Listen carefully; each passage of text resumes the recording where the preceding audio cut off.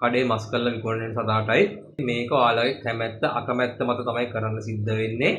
ගෙදර හදන සතාටයි කූණෝ ගෙම්බෝ කටු සර්පය හදන කට්ටිය ඉන්න මුළු ජීවිත කාලෙමවත් කෑම නවත්තන්න පුළුවන්. මම මෙයා ඩයට් ප්ලෑන් නැති කෑම දෙන්නේ. මෙයාලා අපි හදන ඉතා සීමිත පරිසරයක.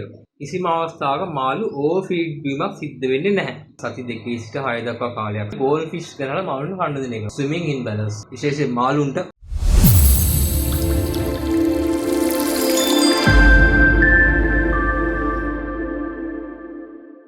අයිබෝන් ඔන්න ඉතින් වෙනද වගේම අදත් ඔයාලව ආදරයෙන් පිළිගන්නවා. අද මම ඔයාලත් එක්ක කතා කරන්නේ ටිකක් සංවේදී මාතෘකාවක්. සංවේදී මාතෘකාවක් කියන්නේ අද මම ඔයාලත් එක්ක කතා කරන්න තෝරගෙන තියෙන ලයිව් ෆීඩින් ගැන. මේක මේ දවස්වල මොන්ස්ටර් ෆීල්ඩ් එකේ සෑහෙන ජනප්‍රිය මාතෘකාවක් වෙන ලයිව් ෆීඩින් ගැන. ගොඩක් කට්ටිය ලයිව් ෆීඩින් වලට පෙළඹෙනවා. තමන් හදන මාළුන්ට ලයිව් ෆීඩින් දෙන ගොඩක් කට්ටිය පෙළඹෙනවා. ඉතින් මේ ලයිව් ෆීඩින් වල තියෙන වාසි අවාසි ගැන තමයි මම අද ඔයාලත් එක්ක කතා කරන්න යන්නේ. ඒත් එක්කම කියන්නේ ලංකාව කියන්නේ පොඩ්ඩක් අර ප්‍රාණඝාතයට සංවේදී රටක්නේ. එතකොට කඩේ මස් කරලා විකුණන සතාටයි ගෙදර හදන සතාටයි දෙවිදිකට සලකන ටිකක් අමුතු જાතිය ජීවිත කොටාශයක් කියන රටක් තමයි මේ ලංකාව කියලා කියන්නේ. ඒකින්ද මේ ලයිව් ෆීඩින් ගැන කතා කරද්දී මේක ඔයාලගේ කැමැත්ත අකමැත්ත මත තමයි කරන්න සිද්ධ වෙන්නේ. හැබැයි සමහර අවස්ථාවලදී අපිට මොනවා කළත් කරන්න වෙන අවස්ථා තියෙනවා ලයිව් ෆීඩින් එකින්ද ඔයාලා අදහන ආගමක් අදහන දර්ශනයක් තියෙනවා නම් ඒකත් එක්ක ඔයාලා තීරණය කළා මේ ලයිව් ෆීඩින් කරනවද නැද්ද කියන එක ඔයාලා තීරණය කරන්න. ඒ තීරණය කරන එක මත තමයි ඔයාලකට හදන්න සත්තු අරන් එන්න ඕනේ. රයිට්. අපි දැන් බලමු මේ ලයිව් ෆීඩින් කියන්නේ මොනවද? මේකේ තියෙන වාසි අවාසි මොනවද කියලා.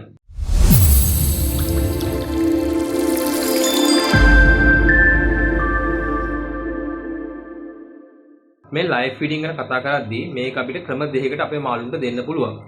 පළවෙනි ක්‍රමය තමයි ස්වභාවික පරිසරයෙන් අල්ලගෙන ඒක අපේ විලෝපිකයන්ට කන්න දෙන එක. ඒ කියන්නේ අපිට මේකට මාළු වර්ග, කූණෝ, ගෙම්බෝ, කටුස්ස වගේ පොඩි පොඩි සත්තු, කරපොත්තු වගේ දේවල් කියන්න පුළුවන්. මේවා ස්වභාවික පරිසරයෙන් අල්ලලා ආවෝ පාරක් අපි සතුන්ව කන්න දෙන්න පුළුවන්. මේ තමයි පළවෙනි ක්‍රමය.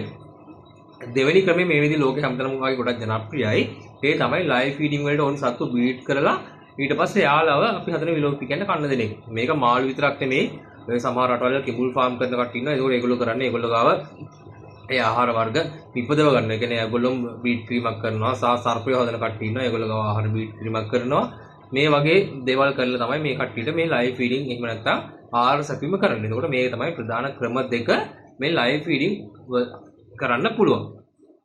දැන් අපි බලමු මේ ලයිව් ෆීඩින් වල තියෙන වාසි සහ අවාසි මොනවද කියලා. ඔයාලා ඇක්වේරියමෙට අලුතෙන් මාළුවෙක් කරන් ආවට පස්සේ සමහරවිට මේ මාළුවාගේ බිහේවියර්ස් එක්ක මෙයා කෑම ගැනීම දවස් කීපයකට එහෙම නැත්නම් සති කීපයකට නවත්තන්න පුළුවන්. සමහර මාළු ඉන්නවා මුළු ජීවිත කාලෙමවත් කෑම නවත්තන්න පුළුවන්. අන්න ඒ වගේ වෙලාවට මේ මාළුවා ක්‍රියාශීලීව තියාගන්න සහ මෙයාගේ ඇපටයිට් එක වැඩි කරගන්න අපිට මූලික ආහාරයක් විදිහට ලයිව් ෆීඩ් පාවිච්චි කරන්න පුළුවන්. මේ තමයි පළවෙනි වාසිය ලයිව් ෆීඩ් වල තියෙන. මොකද මේ සජීවී ආහාරයක් විලෝපිකයට දැම්ම ගමන් උදාහරණයක් විදිහට මෙයාව ගන්නකො. දැන් මෙයා කෑම කන්න නැත්නම් මෙයා මේ ටැංකිය හොඳට පිරලා ඉන්නේ. මෙයා හොඳට කෑම කනවා ප්‍රශ්නයක් නැහැ. මම මෙයා ඩයට් ප්ලෑන් නැති කෑම දෙන්නේ. එතකොට මෙයා කෑම ගන්න නැතුව ටැංකිය පැත්තකලා ඉන්නවා නම් මට මෙයා ලයිව් ෆීඩ් එකක් ගන්න පුළුවන්. ඒක ලයිව් ෆීඩ් එකක් ගියාම මට මෙයාගේ මේ ඇක්ටිව් එකම ලයිව් ෆීඩ් එකෙත් බලා ගන්න පුළුවන්. මම මෙයාට ලයිව් ෆීඩ් දෙන්න ඕනේ නැහැ. මොකද මෙයාට හොඳ ඩයට් ප්ලෑන් එකක් එක්ක බැලන්ස් ඩයට් එකක් දෙන්න. ඒකින්ද මට ලයිව් ෆීඩ් දෙන්න කිසිම අවස්ථාවක් නැහැ. ඊළඟ කාරණාව ඔයාලා හදන සමහර මාළු වර්ග වලට විවිධ පෝෂණ අවස්ථා තියෙනවා. ඒ පෝෂණ අවස්ථා වලින් සමහර මාළුන්ට ඉතා ඉහළ පෝෂණ අවස්ථා තියෙන්න පුළුවන්. මෙන්න මේ පෝෂණ අවස්ථා වැඩි කරගන්න අපිට මේ ලයිව් ෆීඩ් පාවිච්චි කරන්න පුළුවන්. ඒ තමයි දෙවෙනි වාසිය. ඉතින් තුන්වෙනි ක්‍රමෙත් මම අර කලින් කිව්ව ක්‍රමයට සම්බන්ධයි. ඒ කියන්නේ ගොඩක් මාළු මේ ටැංකියට දැම්මට පස්සේ අපි යාට කන්න දෙන්න එක පොඩි ෂෙඩියුල් එකක් හදාගන්න. ඒ කියන්නේ අරමාන කෙනෙක් ගන්න අරමාන කෙනෙක් ටැංකියට දැම්මොත් අපි පොඩි කාලේ යාට දිනපතා කන්න දුන්නට මේ මාළුව ක්‍රමක්‍රමයෙන් ලොකු වෙද්දී එයාට කන්න දෙන එක පොඩ්ඩක් අඩු කරනවා. ඩයට් ප්ලෑන් එකක් කරනවා. ස්නේක් හෙල්ලත් එහෙමයි. මම ඒකට කතා කරලා තියෙනවා කලින් වීඩියෝ එකේ මේ ස්නේක් හෙල්ලට කන්න දෙන්න ඕන විදිය ගැන. එම ඩයට් ප්ලෑන් එකට ගිහිල්ලා තමයි අපි මෙයාලට කන්න දෙන්නේ. ඒකට හේතුව තමයි මෙයාලා අපි හදන ඉතා සීමිත පරිසරයක. සිල්වරවාන කෙනෙක් නම් රෙකමන්ඩ් කරන්නේ අඩි 6 2.5 2 විතර ටැංකියක් තමයි රෙකමන්ඩ් කරන්නේ. ඒක ඒෂියනරවාන කෙනෙක් නම් අඩි 5 වගේ ටැංකියට යන්න පුළුවන්. අඩි 6 වගේ යනවා නම් හොඳයි. මේ වගේ ඉතා ඒත් හෙන්න සීමිත ඉඩ කඩකට මේගොල්ලෝ ජීවත් වෙන්නේ. එතකොට මෙයාලට අවශ්‍ය වෙන ව්‍යායාම ප්‍රමාණය අඩු වෙන්න පුළුවන්.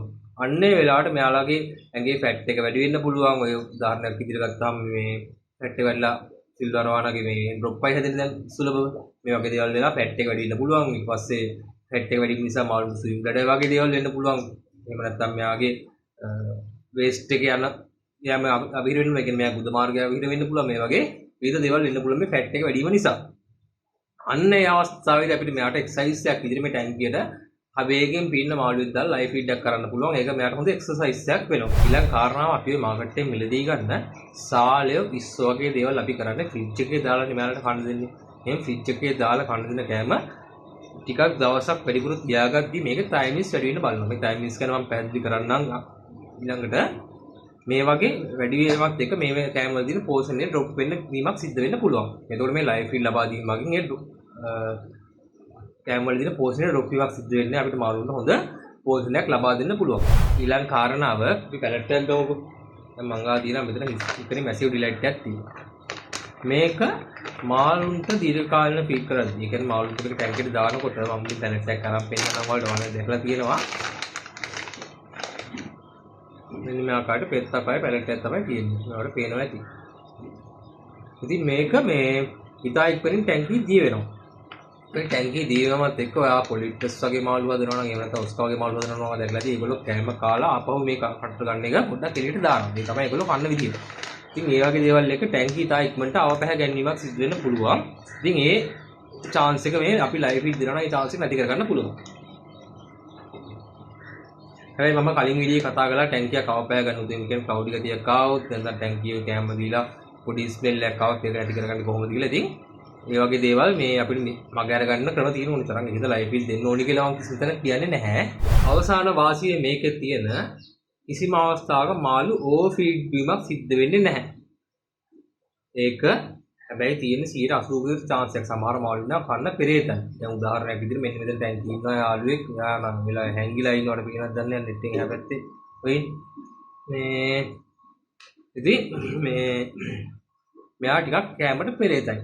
එතකොට එයාව මතක කරන්නකො මාළු පෙරේත නැහැ කියලා දන්නකො. එතකොට අපි මෙයාට ලයිව් ෆීඩ් එකක් කන්න දුන්නොත් එහෙම මෙයා හන්ට් කරලා කෑම ගන්න එයාට බඩගින්නක් තිබ්බොත් විතරයි. එහෙම නැතුව අපි අර ගෙදරදී හදනවා මාළුන්ට අපි කොච්චර කන්න දැම්මත් කන්න ඒගොල්ලෝ කනවානේ. ඉතින් මොකද කරන්න දෙයක්වත් නැහැ. ස්ට්‍රෙස් එකත් එකක් ඒගොල්ලෝ කෑම කනවා. හැබැයි හන්ටින් බිහේවියර්ස් තියෙනවා නම් එහෙම ප්‍රශ්නයක් වෙන්නේ නැහැ. එයාලා කෑම ගන්නෙ එයාලා කෑම ගන්න එයාලට අවශ්‍ය ප්‍රමාණයට විතරයි.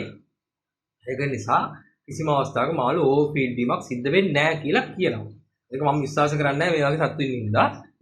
එකක් මේ පිළිගත මතයක් තියෙනවා. ගොඩක් කට්ටිය ලයිව් ෆීඩ් කරන ක්‍රමේ තමයි කවුරු හරි මාළුවෙක් කෑම කන්න නැති වුණාම ඇක්වේරියම් එකට යනවා ගිහිල්ලා සාරිකක් පිටියක් එහෙම නැත්නම් ප්ලේට් ටිකක් මොලේ ටිකක් එහෙම නැත්නම් ඉන්න මාළුවෙක් හැදෙන බෝල් ප්ලේට් වෙන්න පුළුවන් මොකක් හරි මාළුවෙක් කනන් ඇවිල්ලා ගෙනාපු ගමන් පැක් එක කැඩුවා ඉන්න මාළුවෙක් ටැංකියට දැම්මා. ගොඩක් කට්ටිය කරන්නේ මේක. හැබැයි අපි දන්නේ නැහැ ඇක්වේරියම් අරගෙන මාළුවගේ මොන වගේ බැක්ටීරියා එකක් තිබ්බද මොන වගේ පැරසයිට් එකක් තිබ්බද මොන වගේ රෝගයක් තිබ්බද කියලා අපි දන්නේ නැහැ. සමහරට යාට ඩ්‍රොප්සි වගේ රෝගයක් තිබ්බ වෙන්නත් පුළුවන්. එතකොට මේ හරි විදිහට නිරෝධායනය නොකර ඔයා මාළුන්ට මේ ලයිව් ෆීඩ් දෙනවා නම් ඒ මාළුන්ගේ ඇඟේ තියෙන රෝග මේ මාළුන්ට බෝ වෙන්න පුළුවන්. ඒ තමයි පළවෙනි සහ ප්‍රධානම අවාසිය මේ ලයිව් ෆීඩ් වල තියෙනවා. ඊට පස්සේ දෙවෙනි අවාසිය තමයි ඔයා මේක ක්වොරන්ටයින් කරලා එහෙම නැත්නම් නිරෝධායනය කරලා මෙයාට කන්න දෙනවා කියලා හිතන්නකෝ. එතකොට මේකට ක්වොරන්ටයින් වලට පොඩි කාලයක් වැඩිපුර කාලයක් වියදම් වෙනවා. ඒ කියන්නේ ඔයාට අමතර ශ්‍රමයක් සහ කාලයක් වැය කරන්න මේ ක්වොරන්ටයින් සඳහා. ඒකත් එක අවාසියක් මේ ලයිව් ෆීඩ් වල තියෙනවා. සහ අපි මේ ලයිව් ෆීඩ් වල ගොඩක් වෙලාට දෙන්නේ මාළුමනේ. එතකොට මේ මාළු දෙද්දි මේ මාළු අපි දන්නවා හැමදාම එකම සයිස් එකේ ඉන්නේ නැහැ. දැන් අපි දෙන්න ගෙනා කියලා පුංචි ගෝල්ඩ් ෆිෂ් කෙනෙක් ගෙනාවා කියලා හිතන්නකෝ.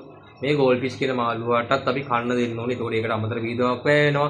සහ මේ මාළුවා කාලයක් ඇද්දි මෙයාත් ලොකු වෙන්න ගන්නවා. එතකොට මෙයාට අපිට කෑම කන්න මාළුවට දෙන්න අවශ්‍ය ප්‍රමාණයට වැඩිය මෙයා ලොකු වෙන්න පුළුවන්. ඒක හින්දා මේක අපිට සැරෙන් සැරේ මිලදී ගන්න සිද්ධ වෙනවා. සහ එකපාර තොගයක් මිලදී ගන්නගෙන ඒක කාලයක් තියාගෙන මෙයාලට කන්න දෙන්න විදිහක් නැහැ.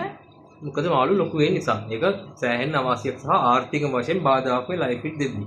ඊළඟ කාරණාව කියන්න ඔන්න මම ගත්ත කෑමක් හදලා. මෙතන තියෙන ඔටෝහයිම් කෑම එක තියෙනවා. ඊට පස්සේ රෙඩ් ෆ්ලේම් කෑම එක තියෙනවා. මේක ලව් වුණාට දෙන රෙඩ් ෆ්ලේම් කෑමක් තියෙනවා. සහ මෙන්න මෙතන තියෙනවා හිකරි ෆස්ට් බයිට් එක. මේක මුල් අවදී කියන්නේ බ්‍රීඩින් කරන සීසන් එකේ මාළුන්ට දෙන්න පුළුවන් කෑම එකක්. ඒතකොට මේ එක එක කෑම වල තියෙන පෝෂණ වර්ග වෙනස්.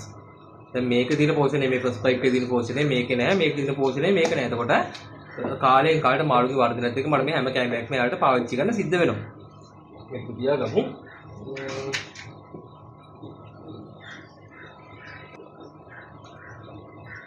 එතකොට මේ ලයිව් ෆීඩ් වුණත් ඒ ප්‍රශ්නේ හැම තමයි අපිට මාළුන්ගේ පෝෂණ අවස්ථා මත කාලෙන් කාලයට විවිධ ජාති මාළු වර්ග පාවිච්චි කරන්න සිද්ධ වෙනවා. එකම මාළුව දිගටම එයාට කන්න දෙන්න වෙන්නේ නැහැ සහ එයාටතර එකම කෑමක අපි දිගටම දෙන්න එපා කියනවා වගේ තමයි. ඉතින් මේ එකම මාළුව දිගටම ෆීඩ් කරද්දී කාලයක් ඇදී ආ මාළුවත් එක්ක ෆැමිලි වෙන්නත් බලන සමහර මාළු. ඉතින් ඔන්නෝව තමයි මේ ලයිව් ෆීඩින් වල තියෙන වාසි සහ අවාසි. එතකොට මේ ලයිව් ෆීඩින් එක කරනවාමයි කියලා හිතන්නකෝ. ඒතර මේ ලයිව් ෆීඩින් එක කරනවම නම් ඔයා අනුගමනය කරන්න ඕනේ කාරණා කීපයක් තියෙනවා. මම ඒ ටික ගැන ඔයාලට පොඩ්ඩක් පැහැදිලි කිරීමක් කරන්නම්. පළවෙනි කාරණාව මේ ලයිව් ෆීඩින් කරද්දී ඔයා මේ මාළුන් අනිවාර්යයෙන්ම සති 2 සිට 6 දක්වා කාලයක් සති 2 සිට සති 6 දක්වා කාලයක් නිරෝධායනය කර ගැනීමක් කරන්න ඕනේ. ඒ නිරෝධායන පීරියඩ් එකේ මේ මාළුන්ට හොඳ කෑම එකක් දෙන්නත් ඕනේ සහ වතුරේ ගුණාත්මක භාවය හොඳටම 100% තියාගන්න ඕනේ. ඒ තමයි පළවෙනි කාරණාව. දෙවෙනි කාරණාව මේක විද්‍යාත්මක පරීක්ෂණ වලින් ඔප්පු වෙලා තියෙනවා මේ ලයිව් ෆීඩින් කරන මාළුන්ට අපි මාළුන්ට ෆීඩ් කරන්න කලින් විනාඩි 45කට විතර කලින් ෆීඩ් කරන විනාඩි 45කට විතර කලින් යාළුවට හොඳ ප්‍රෝටීන් කෑමයක් එහෙම නැත්නම් අපිට දෙන්න ඕන විටමින් වර්ග ඉන්ජෙක්ට් කිරීමක් වගේ කරන්න පුළුවන් නම් ඒක අපි මෙයාලව කන්න දෙන මාළුන්ට හොඳයි කියලා විද්‍යාත්මක පරීක්ෂණ වලින් ඔප්පු කරලා තියෙනවා. කාරණාංක 3 ගොඩක් කටි අරවනවා වගේ මාළුන්ට කැරපොත් දෙනවනේ. මේ කැරපොත් දෙනවා නම් අඩුම තරමේ දවස් 3ක්වත් මේ කැරපොත් අකව ක්වොරන්ටයින් කරලා එහෙම නැත්නම් නිරෝධායනය කරලා තමයි මාළුන්ට කන්න දෙන්න කියලා කියන්නේ. ඒ වගේම කිසිම හේතුවක් මත ස්වභාවිකව මැරුණු මීයෝ වගේ දේවල් කැරපොත් වගේ දේවල් කියන හිතන්න පාර කොහෙද විදන් යද්දී කැරපොත් එක්ක පාරේ මැරලා ඉන්නවා දැක්ක කියලා අන්න ඒ වගේ මාළු කිසිම අවස්ථාවක ගෙනල් මාළුනේ ඒ වගේ සතු ගෙනල්ලා කිසිම අවස්ථාවක වගේ ටැංකියේ මාළුන්ට කන්න දෙන්න එපා. මොකද අපි දන්නේ නැහැ මේ මාළුව මැරුණේ සතා මැරුණේ මොන වගේ හේතුවක් නිසාද කියලා දන්නේ නැහැ. ඒකින්ද කිසිම අවස්ථාවක ස්වභාවිකව මැරිච්ච සත්තු වාගේ මාළුන්ට කන්න දෙන්න එපා. ඉතින් තව කාරණාවක් තියෙනවා ඔයාලත් එක්ක පැහැදිලි කරන්න ඒ තමයි කලින් දාපු වීඩියෝ කරද්දී මම ඒ වීඩියෝ අවසානයේ කිව්වා මේ කරන වීඩියෝ එකෙන් මම ලයිව් ෆීඩින් ගැන කතා කරනවා. ඒකින්ද ලයිව් ෆීඩින් සම්බන්ධයෙන් මොකක් හරි ප්‍රශ්නයක් තියෙනවා නම් මේක කමෙන්ට් එකක් හරි මෙසේජ් එකක් හරි දාන්න කියලා. ඉතින් එක්කෙනෙක් මගෙන් රික්වෙස්ට් එකක් කරලා තිබ්බා මේ ලයිව් ෆීඩින් එකක් කතා කරද්දී මේ එකත් එක්ක පොඩ්ඩක් කියන්න ගෝල් ෆිෂ් කාප් වගේ මාළු ඒකේ රතු පැහැයට හුරු ගෝල් ෆිෂ් පේටි කාප් වගේ රතු පැහැයට හුරු මාළු දීර්ඝ කාලින මාළු ලබා දීමේදී මොන වගේ දේවල්ද සිද්ධ වෙන්නේ කියලා පොඩ්ඩක් කතා කරන්න කියලා. ඒක ඉතාම හොඳ පොයින්ට් එකක්. ඒක ඇත්තට මට දොරින් කියලා තිබ්බේ. ඉතාම හොඳ පොයින්ට් එකක් එක. මේ ඉතින් මේ ගෝල් ෆිෂ් එහෙම නැත්නම් කාෆ් මොලි වගේ ප්ලේටි වගේ රතු පාට මාළු ලබා දීමේදී අපිට පොඩ්ඩක් මේ වැඩිපුර තයිමිනේස් කියන එන්සයිම් එක මේ මාළුන්ගේ ඇඟට යන්න පුළුවන්. මේ තයිමිනේස් කියන්නේ විටමින් B1 එක ඩ්‍රොප් කරන එන්සයිම් එකක්. එතකොට මේ විටමින් B ඩ්‍රොප් කරනවා කියන්නේ ඒක මාළුන්ට විශාල වශයෙන් ප්‍රශ්න කොටකට බලපාන්න පුළුවන්. ඉතින් මොනවද මේ ප්‍රශ්න මාළුන්ට බලපාන්න පුළුවන් මේ විටමින් B එක ඩ්‍රොප් ඩවුන් වීමෙන්. ඉතින් මේ තයිමින් එන්සයිම් එක එහෙම නැත්නම් තයිමින් ඩෙෆිෂියන්සි නිසා වගේ මාළුන්ට growth එක slow වීමක් වෙන්න පුළුවන්. loss appetite වෙන්න පුළුවන්. ඊට අමතරව suddenly death වෙන්න පුළුවන්. ඒ කියන්නේ මාළුව එකපාරටම ටැංකියේ මිය යන්න පුළුවන්. මේ තුනට අමතරව මාළුන්ගේ nerve system එකේ damages අනිවාර්යෙන් වෙන්න පුළුවන්. ඊට පස්සේ swimming imbalance උදාහරණයක් විදිහට spinning වගේ දේවල් සහ head up වගේ position වලට මාළු යන්න පුළුවන්. මේ තමයි හැදෙන්න පුළුවන් රෝග වර්ග සහ මාළුන්ට සිද්ධ වෙන අවාසි වර්ග. හැබැයි මේක අපි මේකෙන් වාසි නැත්තේ නැහැ. වාසි කීපයක් තියෙනවා. ඒක තමයි nerve signals හොඳට වැඩ කරන්න ගන්නවා. මාළුන්ගේ brain එක හොඳට function වෙන්න පටන් ගන්නවා. ඊට පස්සේ මෙයාගේ හොඳ ඇක්ටිව් එකක් සහ මෙයාට හොඳ ශක්තියක් හම්බ වෙනවා මේ එන්සයිම් එක මෙයාලට ශරීරයට දීර්ඝ කාලෙ ලබා දුන්නොත් එහෙම. ඒත් එක්ක මතක තියාගන්න මේ තයිමින්ස් කියන්නේ මාළුන්ට එක දිගටම නොදී ඉන්න හොඳ ඒකුත් නෙමෙයි. මොකද මේක එක දිගට මාළුන් එකට ලැබුණ නැත්නම් විටමින් B එක වැඩි වෙලා මේ මාළුන්ගේ නියුරොලොජිකල් සයින්ස් එන්න පුළුවන්. ඒකින්ද හැමතිස්සෙම මේ තයිමින්ස් කියන්නේ බැලන්ස් එකේ තියන්න ඕන දෙයක්. ඒක වැඩි කරගන්නත් හොඳ නැහැ, අඩු කරගන්නත් හොඳ නැහැ. ඒත් එක්කම ඔය ඔස්කා අරවාන වගේ කරන කට්ටිය ගොඩක් වෙලාවට කරන දෙයක් තමයි හරි ලේසි යාළුවට දෙන්න මේ ගෝල් ෆිෂ් ගනලා මාළුන්ට කන්න දෙන එක. හොඳ බෝල් එකක ඉන්නවා, පිම්පිච්ච බෝල් වගේ ඉන්නවා මාළු. එකක් දුන්නාම හොඳට මැති කියලා හිතාගෙන ගොඩක් වෙලාවට මේගොල්ලෝ ගෝල් ෆිෂ් වගේ දේවල් මාළුන්ට කන්න දෙනවා. මේ ගෝල් ෆිෂ් වගේ දේවල් පුරුදු කාලින මාළුන්ට කවදාවත් කන්න දෙන්න එපා. මේක දෙනවා නම් සති දෙකකට සැරයක් විතර දෙන්න. සතියකට සැරයක් සති දෙකකට සැරයක් වත් කමක් නැහැ. මෙහෙම සැරෙන් සැරේ කඩ දෙන්න. එක ළඟ දුන්නොත් එහෙම අර එන්සයිම් එක වැඩිපුර මාළුන්ට ගිහිල්ලා මම අර කිව්ව ප්‍රශ්න ටික මාළුන්ට එන්න පුළුවන්. ඒ වගේම මම ඔයාලට කලින් කිව්වනේ අපි ගොඩක් වෙලාවට කරන්නේ මාකට් එකේ මාළු අරන් ඇවිල්ලා ඒක ෆ්‍රිජ් එකේ දවස් 3ක් විතර දාලා ඊට පස්සේ නෙමෙයි කන්න දෙන්නේ. එහෙම දවස් 3ක් විතර දාලා කන්න දෙන එක හොඳ තත්ත්වයක් තියෙනවා. මොකද එතකොට අධි ශීතකරණයකේ අධි සීතල තත්ත්වයකදී යාලා ඇඟේ තියෙන බැක්ටීරියාස් ටික සේරම විනාශ වෙලා යනවා. හැබැයි මෙහෙම ස්ටොක් කරලා තියෙන මාළුව දවස් 4කට 5කට වැඩි අපි ස්ටොක් කරලා තියෙනවා නම් මෙයාලගේ ඇඟේ තියෙන ඒ කියන්නේ සාලයක් ගන්නකො සාලයක් අපි දවස් 5ක් විතර අල්දිසිට කරන්න දාලා තියෙනවා නම් එතකොට මේ සාලයක තියෙන විටමින් B+ කියන විටමින් එක නැති වෙලා යනවා. මේකේ පෝෂණ උණුදා සෑහෙන හැදෙන්න පුළුවන්. ඒක නිසා හැමතිස්සෙම try කරන්න. ඔයා ගෙනල්ලා කන්න දෙන මාළු උපරිම දවස් 3-4ක් ස්ටොක් කරගෙන කන්න දෙන ඊට වැඩි කාලයක් ස්ටොක් කරලා කන්න දෙනවා නම් මාළුන්ට විශේෂයෙන් මාළුන්ට කන්න දෙනවා නම් දවස් 3-4කට වැඩි කාලයක් ස්ටොක් කරලා කන්න දෙනවා නම් මේක සෑහෙන පෝෂණ අවස්ථා වල ප්‍රශ්නයක් වෙන්න පුළුවන්. ඉතින් ඔන්න ටික තමයි මට අද දවසේ ඔයාලත් එක්ක ෂෙයා කරගන්න ඕනේ. මම හිතනවා මේ ලයිෆ් ෆීඩ් ගැන කතා කරපු දේවල් සම්බන්ධයෙන් ඔයාලට හොඳ අවබෝධයක් එන්න ඇති කියලා. මේ කතා කරපු දේවල් ගැන මොනවා හරි ප්‍රශ්න තියෙනවා නම් කමෙන්ට් සෙක්ෂන් එකේ කමෙන්ට් එකක් දාන්න. ඒත් එක්කම රික්වෙස්ට් එකක් තියෙනවා. මේ ලයිෆ් ෆීඩ් කියන මගේ සතුන්ට කරන දෙයක් නෙමෙයි. මම සාමාන්‍යයෙන් සිරිතක් විදිහට මම කිසිම මාළුවට මම ලයිෆ් ෆීඩ් දෙන්නේ නැහැ. මම ලයිෆ් ෆීඩ් කියලා දෙන්නේ බ්ලඩ් වර්ම් එකක් විතරයි දෙන්නේ. එහෙම නැත්නම් ඩැෆ්නියා මොයිනා වගේ දේවල් තමයි දෙන්නේ. මේ ඊට අමතරව බීට් කරොත් එහෙම කොයි විලාරින් බීට් කරොත් එහෙම මාළුවෙක් එයාලට මේ ප්‍රයිස් ගේම් නැත්නම් ආර්ටිමියා ලබා දෙනවා. ඊට අමතරව ඒ අරුණාම වෙන කිසිම මාළුවෙක් මම ලයිෆ් ෆීඩ් විදිහට ලබා දෙන්නේ නැහැ. එතකොට ලයිෆ් ෆීඩ් දෙන කට්ටිය ඕන තරම් මේ වීඩියෝස් බලන්න නැති ඒකින්ද ඔයාලගේ එක්ස්පීරියන්ස් මේ ලයිෆ් ෆීඩ් කරන ඔයාලගේ එක්ස්පීරියන්ස් මේ වීඩියෝ කියවිච්ච නැති මොකක් හරි තියෙනවා නම් ඒක මේ කමෙන්ට් සෙක්ෂන් එකේ කමෙන්ට් එකක් දාන්න. ඒක අනිත් කට්ටියට වැදගත් වෙයි. එයාලට ඉස්සරහට ලයිෆ් ෆීඩ් දෙනවද නැද්ද කියන එක තීරණය කරන්න. එහෙනම් වීඩියෝ එක මෙතනින් නවත්තන දවසට ඔයාලා හැමෝටම ජය වේවා.